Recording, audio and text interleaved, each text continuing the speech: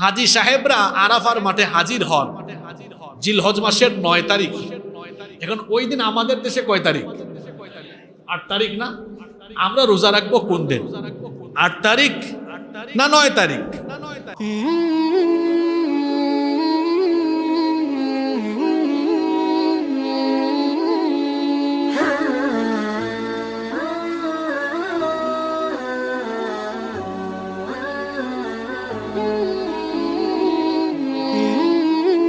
আট তারিখ না ৯ তারিখ?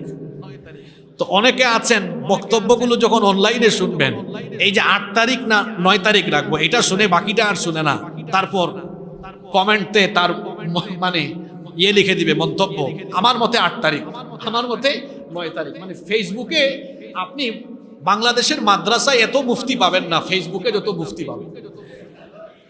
ঠিক আছে, মুফতি এত বেশি আপনি ফেসবুকে পাবেন। তো আপনি একটা বক্তব্য আগাগুড়া শুরু থেকে শেষ পর্যন্ত শুনতে হবে। আমরা যখন কোনো কথা বলি তখন বাড়াবাড়ি এবং ছাড়াছাড়ি এ দুটোকে আমরা অপছন্দ করে ব্যালেন্স করে কথা বলি, যাতে করে উম্মার মধ্যে কোনো ফিতনা না হয়। আপনি পুরোটা শোনেন। এখন আমরা আমল করব কোন?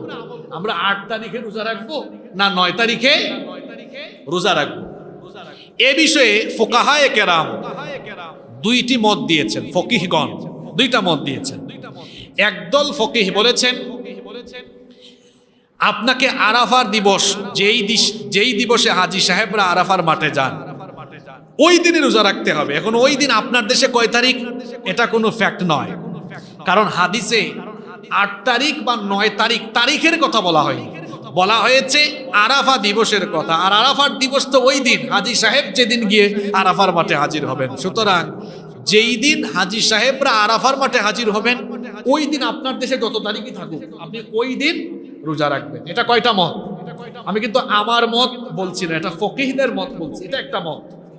২ নম্বর মত হলো কোন ফকিহ বলেছেন যে হাজী সাহেবরা তো আরাফার মাঠে যান ওটা জিলহজের ৯ তারিখ, সুতরাং যার দেশে যখন ৯ তারিখ সে ওই তারিখে রোজা রাখবে।